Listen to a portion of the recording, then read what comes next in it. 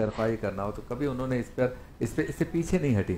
اس پر ذرا ہمارے ناظرین کو بتائیے کہ حضرت خدیجۃ الکبریٰ نے اپنا مال اسلام کے لیے اور سرکار کی آواز پہ کیسے قربان کیا. جی دیکھیں، رسول اکرم صلی اللہ علیہ وسلم کے ساتھ حضرت بی بی خدیجۃ الکبریٰ سلام اللہ علیہا کی جو رفاقت ہے، جو ہمسری ہے، وہ 25 سال پر مشتمل ہے تقریباً. اور اسلام کا اعلان کرنے کے بعد اور حضرت رسول اکرم کی زوجیت میں آنے کے بعد اپنا سارا مال آپ صلی اللہ علیہ وسلم کے قدموں میں نشاور فرماتی ہیں.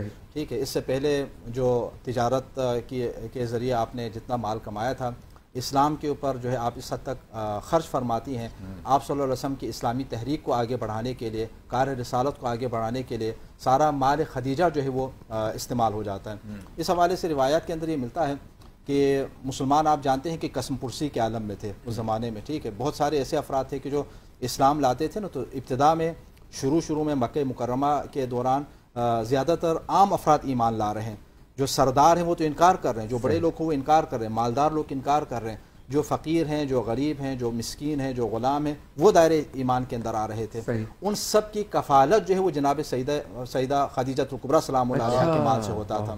اور پھر یہاں روایت کے اندر یہ بھی ملتا ہے کہ 5 بعثت کے 5ویں اور بعثت کے 6ٹھے سال صحابہ کرام کی 2 جماعتوں نے حبشہ کی جانب جو ہے وہ ہجرت فرمائے. مکے کے لوگوں کے مظالم سے تنگ آ کر آپ صلی اللہ علیہ وسلم نے اجازت عطا فرمائے کہ یہاں سے ہجرت فرمائے.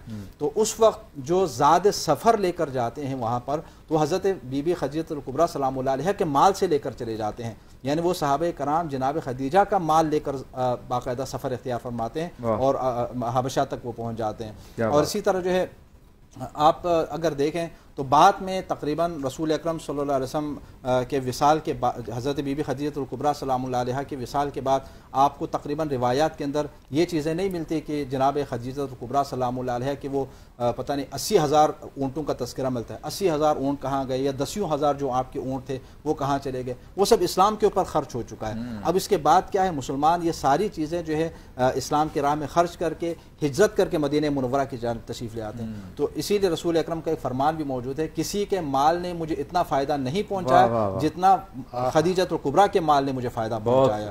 ظاہر اسلام کے ابتدائی دور میں زیادہ ضرورت ہوتی ہے نا کہ معمولی 2 روپے بھی اگر مل جائیں، 2 چیزیں بھی اگر مل جائیں تو وہ جو ہے اسلام کی تحریک کو آگے بڑھانے کے لیے معاون ثابت ہو سکتی ہیں. جناب خدیجۃ الکبریٰ اپنا سارا مال، اپنی پوری تجارت اور اپنا سارا کاروبار جو ہے وہ اسلام کے اوپر، رسول اکرم صلی اللہ علیہ وسلم کے اوپر اور اسلامی تحریک کو آگے بڑھانے کی خاطر جو ہے وہ قربان فرما دیتی ہے. کیا بات ہے. اچھا